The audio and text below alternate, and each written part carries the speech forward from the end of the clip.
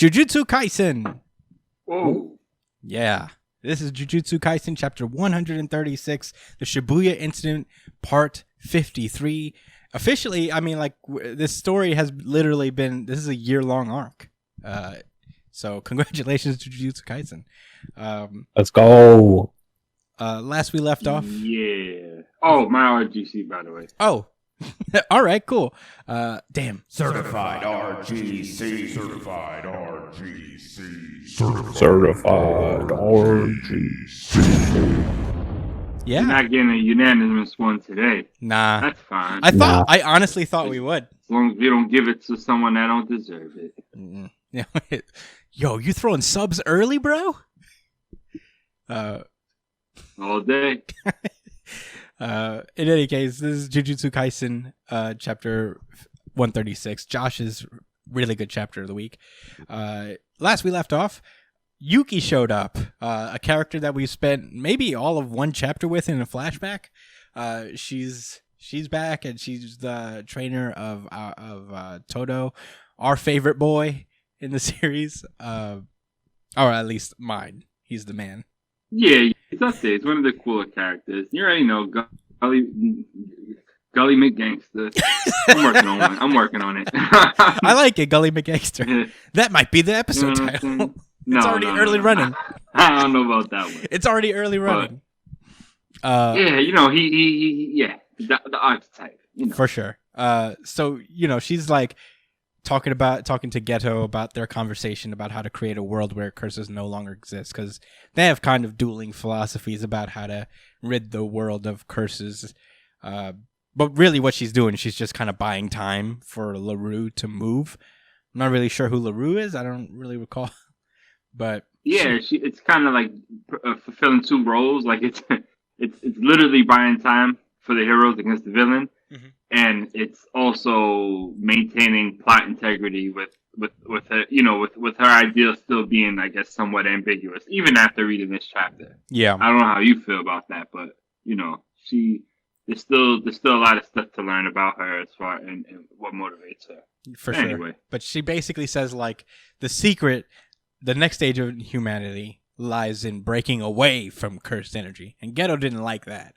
He said, no, it lies in optimizing. It lies in optimizing cursed energy. This is the angriest I've seen Geto this entire arc. He's literally like, this motherfucker just said that. I said, no, you gotta optimize it. And Itadori's in the back like, well, I don't get either way. I don't understand this shit. Same Itadori. No, I get it to a degree, but I feel a little bit in the same boat. But you know, they start talking about like their various philosophies. Yuki basically talks about how like, well, I came back to the original principles. Besides, your method has a big hole in it. Compared to Japan, there's not many jujutsu sorcerers overseas, so you know we would pretty much be in a weird monopoly of cursed Interesting. Energy. Yeah. And you know who's not going to like that? The Middle East and a certain superpower. Yeah, you know they're going to be feeling some type of way. Dude. I feel some type of way. You know what I'm saying? And this is a fake story. Yo, we may be in Biden era, but Biden's not going to sit by and be like, oh, we're so arrogant. Excuse me? They have monsters in Japan? I don't like it. We want it. Yeah. So, you know, she's basically like, once they hear that we have like this cursed energy and it's basically superpowers to a later extent, they're not going to be stoked on it. So, you know, there's probably going to be a lot of war and all that stuff. And that is a world that is far removed from the ideal that's pursued, which makes sense because curses are born out of negative energy. And if there's constant war, if you optimize cursed energy and try to like make it your own and tame it, you just kind of bring unwanted attention from other folks that don't have it. And that just breeds conflict, hence creating more curses and shit. So... yeah. Geto does... Luckily, that's exactly what Geto wants. Yeah, luckily, Geto's like, yeah. Where I don't see the issue. What's the issue? Yeah, exactly. Yeah. Right. That's that. Now you're getting it. Basically, it's what he's like.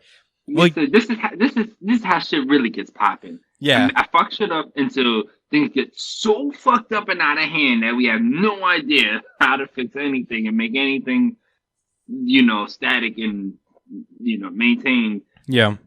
That's when the little cool things are happening. Basically, I mean, I'm a little bit shaking on what his actual like method is here, because Geto's like wanted to get rid of curses, but at the same time he's like, I just want there to be so many curses. It's weird. I think like his whole it's thing because you can't have curses without like, all right, so he wants a world where there's only jujutsu sorcerers, right? And you can't have jujutsu sorcerers without curses. So in order for there to be like, in order for human beings to evolve in his standard of human beings evolving is through cursed energy, there has to be curses for them to, become jujutsu sorcerers, right? I guess. I mean, it's a weird paradoxical thing either way. The way I interpret it is that he wants to use humans as the conduit to crank shit up to 1,000. That's how I see it. That's all he sees humans as. Like, not like something that he sees as precious or valuable that he wants to bring to the next level. They're just a means to the end. Like, oh, well, we can't have cursed. Because that's really how the conversation went earlier, in my opinion, with her in the previous chapter, where, you can't have cursed energy without humans with negative thoughts, in the first place. The animals can't produce it, right? Yeah. As far as I know. So I do feel what you're saying, and I think, just like with a lot of other things that was introduced recently in the series, I'm going to give them a chance.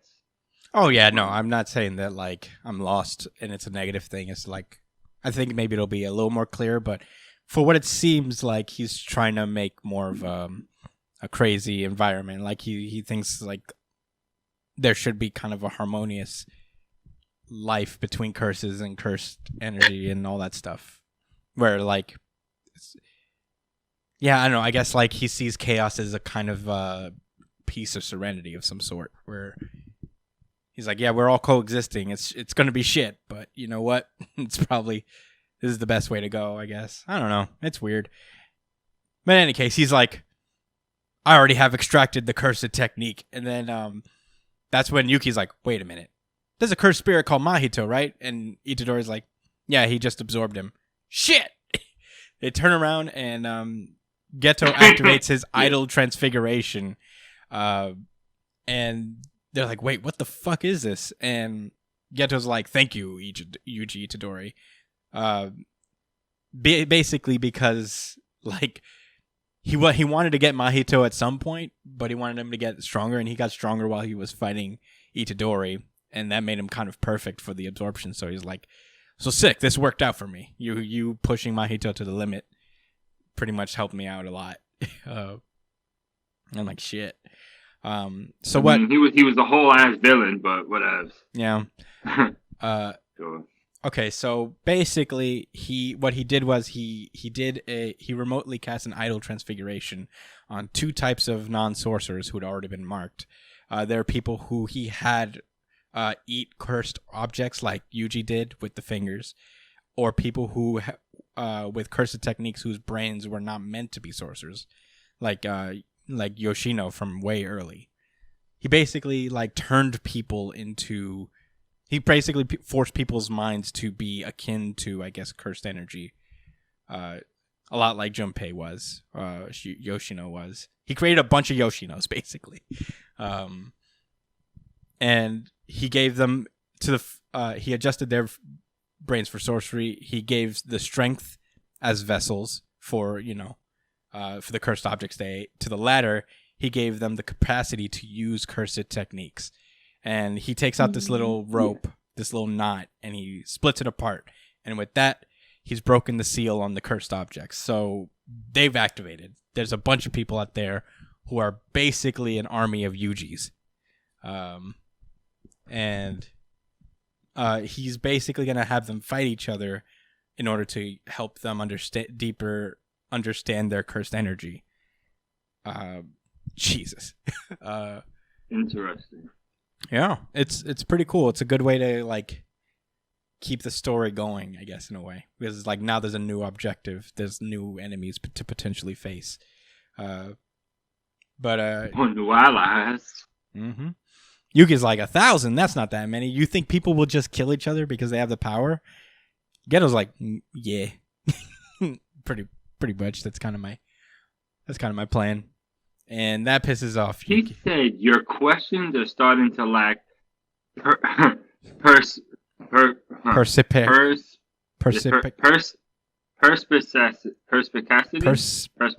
Perspicacity. Yeah, I think that's what it is. Perspicacity. Yeah. I hate when words are like run into the next. It's because yeah. Oh man, I couldn't put it together because there's no two different. I swear to God, guys, we can read. I swear we can read. I'm just speaking multi-syllabic phrases. I swear I can. I do want to look up that word though. Go for it.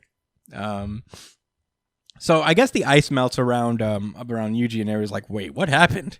And it turns out Choso's blood was mixed with poison, so it kind of started to. Got it?